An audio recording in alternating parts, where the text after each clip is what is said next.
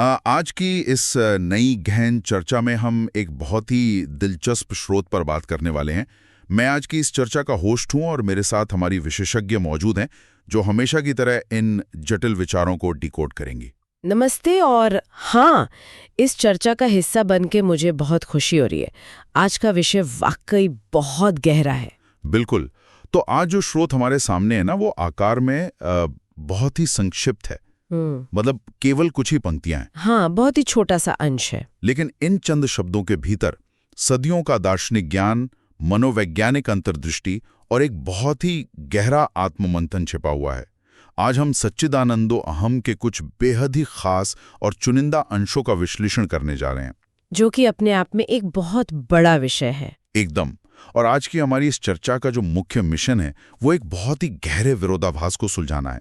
मतलब हम इस एक वाक्य के उस गूढ़ अर्थ को खोजना चाहते हैं जो ये ज्वलंत सवाल उठाता है कि जब हमारा मूल स्वरूप ही सच्चित आनंद है तो फिर हम बाहरी दुनिया में खुशी क्यों तलाशते हैं। और ये केवल कोई अमूर्त दार्शनिक विचार नहीं है।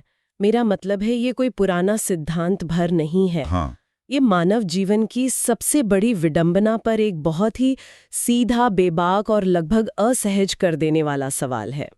एक तरफ हम भौतिक दुनिया में सुख सुविधाओं के पीछे अंतहीन रूप से भटकते रहते हैं। हम सब यही करते हैं, हम पूरी जिंदगी। बिल्कुल। और दूसरी तरफ आत्मज्ञान का ये विचार है जो एक बहुत ही साहसिक घोषणा करता है कि हम जो निरंतर बाहर खोज रहे हैं वो कोई बाहरी वस्तु नहीं बल्कि हम स्वयं ही हैं। बाहरी दुनिया के क्षणभंगुर पदार्थों में सुख खोजना और अपने भीतर के वास्तविक स्वरूप को ना पहचान पाना, यही इस पूरे अध्ययन का केंद्र बिंदु है। ठीक है, आइए इसे विस्तार से समझते हैं। स्रोत की शुरुआत ही एक बहुत भारी और शक्तिशाली उद्घोषणा से होती है, सच्चिदानंदो हम। हाँ, ये एक बहुत ही प्रसिद्ध वाक्य है। स्रोत में इसका अर्थ स्पष्ट किया गया है कि मैं सत चित आनंद रूप हूं। अब जो लोग वेदांत या भारतीय दर्शन में थोड़ी भी रुचि रखते हैं वे सत चित और आनंद शब्दों से भली भांति परिचित हैं। बिल्कुल, ये बहुत ही बुनियादी शब्द है। तो हमें यहाँ इन शब्दों की कोई बुनियादी परिभाषा देने की आवश्यकता नहीं है, लेकिन जो चीज यहाँ ध्यान खींचती है वो है इसके साथ अहम का जुड़ना। ये केवल एक अवस्था का वर्णन नहीं कर रहा, बल्कि ये एक पहचान स्थापित कर रहा है। यहाँ जो बात सबसे आकर्षक है वो ये है कि ये स्रोत ये बिल्कुल नहीं कह रहा कि हमें किसी कठोर साधना या किसी विशेष ध्यान विधि या वर्षों के प्रयास के बाद आनंद को कहीं से प्राप्त करना है। मतलब कोई मंजिल नहीं है जहाँ पहुँचना है। बिल्कुल नहीं। ये स्पष्ट रूप से घोषित कर रहा है कि मैं सच्चित आनंद रूप हूँ। यह हमारा अंतर्निहित स्वरूप है, हमारा मूल स्वभाव है।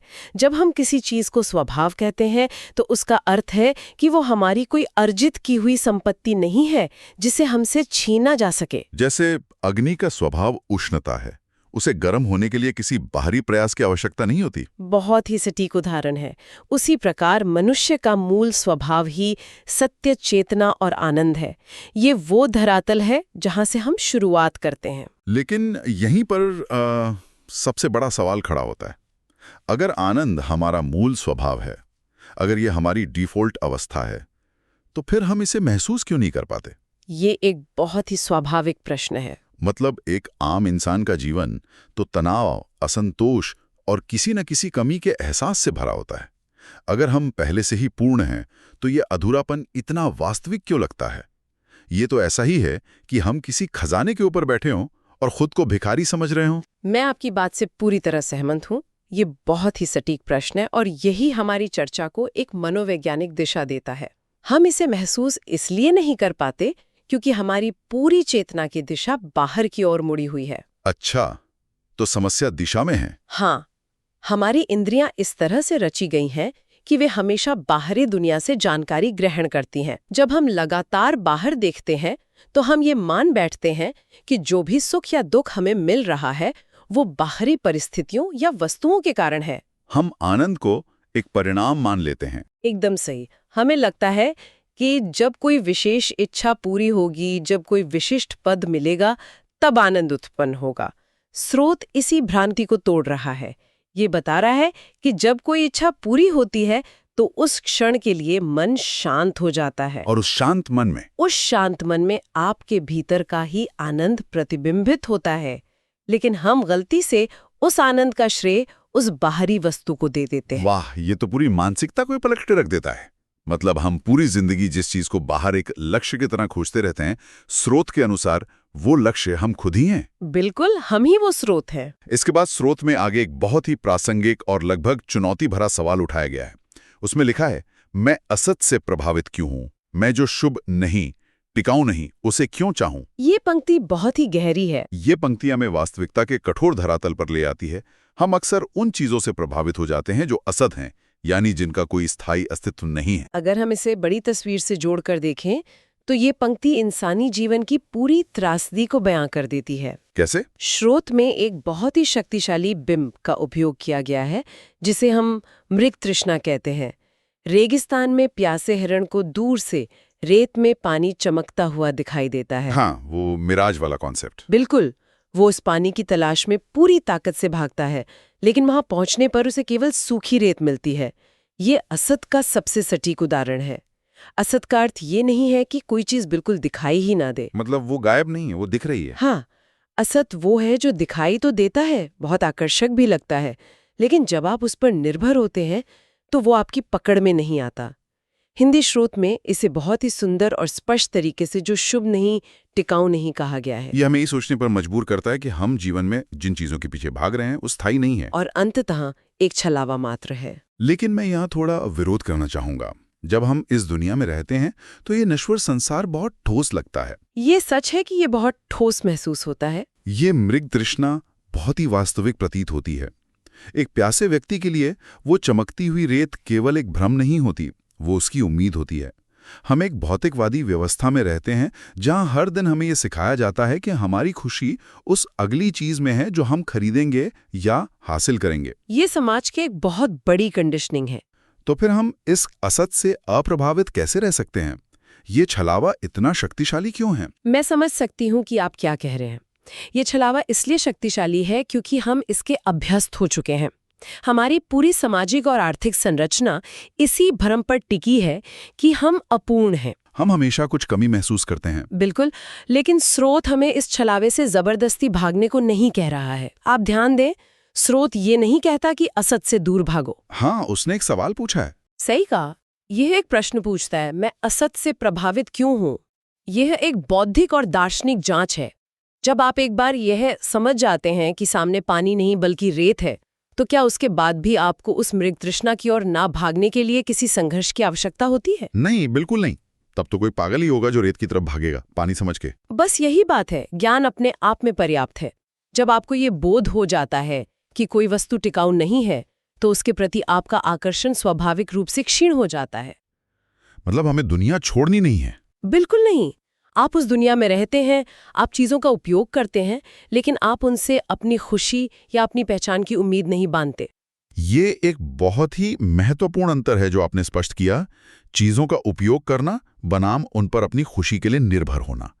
मृग तृष्णा की समस्या ये नहीं है कि वो सुंदर नहीं दिखती, समस्या ये है कि वो आपकी प्यास नहीं बुझा सकती। बहुत ही सुंदर तरीके से आपने इसे समेटा।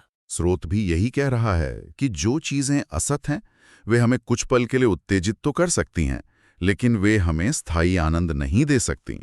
तो फिर हम उनके पीछे पागलों की तरह क्यों भागें? और यहीं से वैचारिक स्पष्टता जन्म लेती है।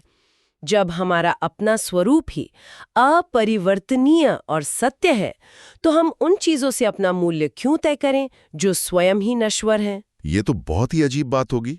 हाँ, एक इंसान जो स्वयं सत है, वह असत चीजों को इकट्ठा करके खुद को बड़ा कैसे मान सकता है? ये एक बहुत ही गहरी तार्किक विसंगति है जिस पर यह स्रोत चोट कर रहा है। यहाँ बात सच में बहुत दिलचस्प हो जाती है, क्योंकि स्रोत इसके बाद सबसे बड़े और सबसे तीखे विरोधाभास को सामने रखता है। और वह विरोधाभास क्या है? स्रोत कहता है, मैं आनंद हूं, पदार्थों में खोजता हुआ क्यों भटकूं? यह पंक्ति बहुत ही शक्तिशाली है। यहाँ भटकने शब्द पर गौर करना बहुत जरूरी है। ये वाक्य सीधे सीधे हम सभी के जीवन की दिशा पर एक प्रश्न चिन्ह लगा रहा है।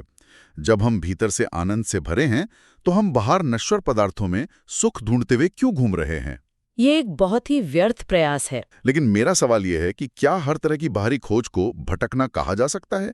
क्या महत्वाकांक्षा होना, कुछ नया निर्माण करना या जीवन में आगे बढ़ना भी एक प्रकार का भटकना है?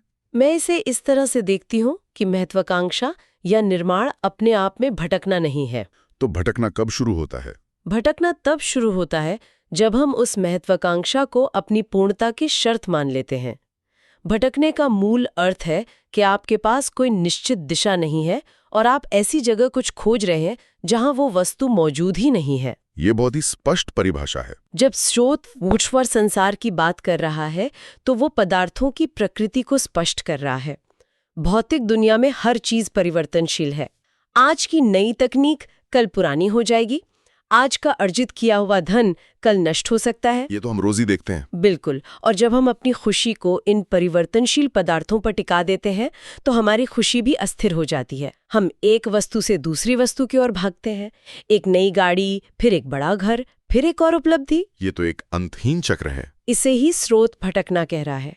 ये एक निष्फल प्रयास है क्योंकि हम एक स्थायी चीज यानी आनंद को अस्थायी चीजों में खोज रहे हैं। ये बिल्कुल वैसा ही है जैसे कोई प्यास बुझाने के लिए खारा पानी पी रहा हो। बहुत ही बेहतरीन एनालॉजी है ये। जितना अधिक वो पीता है उसकी प्यास उतनी ही बढ़ती जाती है और अंततः वो और अधिक बेचैन हो जाता है। हम सभी जानते हैं कि हमें शांति और खुशी चाहिए, लेकिन हम उसे उन पदार्थों में खोज रहे हैं जो खुद ही अशांत और नश्वर हैं। प्रयास हम पीढ़ी दर पीढ़ी करते आ रहे हैं। लेकिन ये आदत इतनी गहरी है कि इसे छोड़ना लगभग असंभव सा लगता है। हम हमेशा ये मानते हैं कि हम मधुरे हैं, हमारे भीतर कोई खालीपन है और उस खालीपन को कोई भारी वस्तु, कोई व्यक्ति या समाज में हमारी कोई खास जगह पूरी कर देगी। और यहीं पर सच्चिदानंदो हम का विचार इस पूरी धारणा को जड़ से उखाड़ फेंकता है।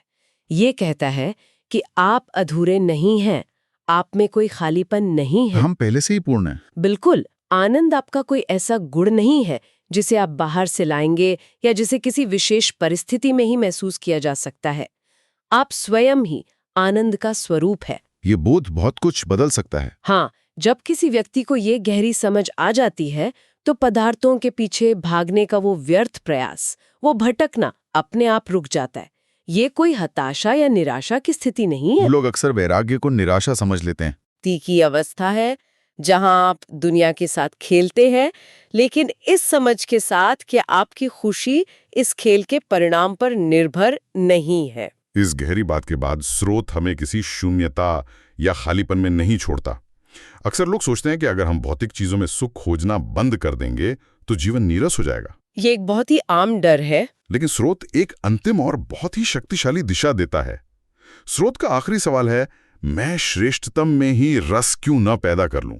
ये पंक्ति बहुत कुछ सोचने पर मजबूर कर देती है। यहाँ रस शब्द का प्रयोग बहुत ही काव्यात्मक और गहरा है। ये एक बहुत ही महत्वपूर्ण सवाल खड़ा करता है, क्योंकि जब हम ये समझ जाते हैं कि क्षणभंगुर चीजों में खुशी खोजना व्यर्थ है, तो स्वाभाविक रूप से सवाल ये उठता है कि अब हम क्या करें, अपनी इस जीवन ऊर्जा का क्या करें? खाली तो नहीं बैठ सकते, बिल्कुल नहीं। ये स्रोत हमें एक बहुत ही सकारात्मक विकल्प देता है। यह हमें वैराग्य के नाम पर जीवन से भागने या अपनी भावनाओं को दबाने को नहीं कह रहा है। ये कह रहा है कि दिशा बदलें। हाँ, ये कह रहा है कि अपनी ऊर्जा, अपनी प्यास और अपना रस यानी अपनी रुचि को सबसे उत्कृष्ट और सर्वोच्च की ओर मोड़ें। रस का मतलब है आनंद लेने की क्षमता, स्वाद लेने की क्षमता। यानी अगर हमें किसी चीज से प्रेम करना ही है, किसी चीज की चाहत रखनी ही है, तो हम छोटी, सीमित और अस्थायी चीजों में क्यों उलझें? हम उस असीम सत्य की ओर, उस सर्वोच्च चेतना की ओर अपना रुझान क्यों न करें, जो स्वयं हमारा असली स्वरूप है। एकदम सही। ये तो एक तरह से अपनी इच्छाओं को ऊंचा उठाने की बात हो गई। ये इच्छाओं को खत्म करने का दर्शन नहीं है, बल्कि अपनी इच्छाओं की गुणवत्ता को श्रेष्ठतम स्तर तक ले जाने की यात्रा है। मैं आपकी इस व्याख्या से पूरी तरह सहमत हूं। आध्यात्मिक विकास का अर्थ अपनी इच्छाओं की हत्या करना नहीं है, बल्कि उन्हें एक ऐसा विषय प्रदान करना है जो वास्तव में उन इच्छाओं की तीव्रता को धारण कर सके, क्योंकि हमारी इच्छाएं असीम हैं। बिल्कुल। हमारी खुशी की चाहत असीम है, लेकिन हम उसे सीमित वस्तुओं में खोजने की कोशिश करते हैं, इसीलिए निराशा हाथ लगती है। रस पैदा करने का अर्थ है स्वाभाविक रुचि जगाना। ये कोई जबरदस्ती का काम नहीं है, ये एक सहज प्रक्रिया है। हाँ, जब कोई व्यक्ति ये देख लेता है कि मृत तृष्णा में पानी नहीं है, तो उसे उस मृत तृष्णा को छोड़ने के लिए कोई संघर्ष नहीं करना पड़ता, वो खुद ही मुड़ जाता है। इसी तरह जब ये समझ आ जाता है कि आनंद बाहरी पदार्थों में नहीं है, तो व्यक्ति का ध्यान और उसका रस स्वाभाविक रूप से अपने भीतर की ओर, उस श्रेष्ठतम की ओर मुड़ जाता है, जो स्थायी है, जो सत्य है। तो इन सब का आखिर क्या अर्थ है? अगर हम आज की इस पूरी गहन चर्चा और विश्लेषण को समेटें तो हमारे सामने क्या मुख्य बातें निकल कर आती हैं? इसका निष्कर्ष बहुत ही स्पष्ट है। इस पूरे स्रोत का निचोड़ ये है कि ये केवल कुछ शब्दों का समूह नहीं है, बल्कि ये आत्म पहचान की एक पूरी यात्रा है। यह इस बात का सीधा साक्षात्कार है कि हमारा मूल स्वभाव कोई साधारण चीज नहीं है, बल्कि हम स्वयं सत्य चेतना और आनंद के साक्षात रूप हैं। और इस पूरी चर्चा का दूसरा बड़ा निष्कर्ष ये है कि जब हम इस सत्य को गहराई से स्वीकार कर लेते हैं तो ये बात पूरी तरह से स्पष्ट हो जाती है कि बाहरी, अस्थायी और नश्वर दुनिया में खुशी तलाशना बिल्कुल एक मृग तृष्णा के पीछे भागने जैसा है। एक अंतहीन दौड़। भौतिक दुनिया की हर चीज क्षणभंगुर है, इसलिए उस भ्रामक संसार से प्रभावित होना और अस्थायी पदार्थों में भटकना एक निरर्थक कवायद है। हमें अपना ध्यान और अपनी ऊर्जा इस निष्फल खोज से हटाकर उस श्रेष्ठतम की ओर लगानी चाहिए जो हमारे भीतर ही मौजूद है। ये बाहर से भीतर की ओर मुड़ने की एक बहुत ही सुंदर प्रक्रिया है। बिल्कुल। आज की इस चर्चा से बहुत ही स्पष्ट और जीवन के प्रति हमारे नजरिए को पूरी तरह से बदलने वाले विचार सामने आए हैं। मैं मानता हूं कि यह अध्ययन हम सभी के लिए बहुत ज्ञानवर्धक रहा। मेरे लिए भी ये चर्चा बहुत ही आनंददायक रही। लेकिन इस चर्चा को समाप्त करने से पहले मैं एक ऐसा विचार छोड़ना चाहूंगा जिस पर बहुत ही गहराई से सोचा जा सके। जरूर। स्रोत के अनुसार हमारा मूल स्वभाव पहले से ही पूर्ण आनंद है। तो क्या आज की हमारी पूरी जीवन शैली, जहां हम लगातार कुछ ना कुछ हासिल करने, दूसरों से आगे निकलने, खुद को व्यस्त रखने और भौतिक चीजें जमा करने की अंतहीन दौड़ में लगे हुए हैं, दरअसल ये भूल जाने का एक तरीका मात्र है कि हम असल में कौन हैं? ये एक बहुत ही चुनौती भरा विचार है। क्या हमारी ये सारी भाग दौड़ केवल एक मनोवैज्ञानिक रक्षा तंत्र है ताकि हमें अपने भीतर झांकना ना पड़े? यदि हम एक पल के लिए रुक जाएं, बाहर की दुनिया में खोजना और दौड़ना बंद कर दें, तो क्या हम मजबूरन उस असीम आनंद का सामना करेंगे जो हम स्वयं हैं? और शायद लोग उसी से डरते हैं। यही तो बात है। क्या हम असल में उस आनंद से ही डर कर बाहर भाग रहे हैं? ये एक ऐसा गहरा सवाल है जिसका उत्तर हर किसी को अपने भीतर के एकांत में ही खोजना होगा। आज की इस गहन चर्चा में जुड़ने और इन विचारों को साझा करने के लिए बहुत बहुत धन्यवाद। आपका भी बहुत धन्यवाद। मिलते हैं अगली बार एक और नए और विचारोत्तेजक स्रोत के साथ।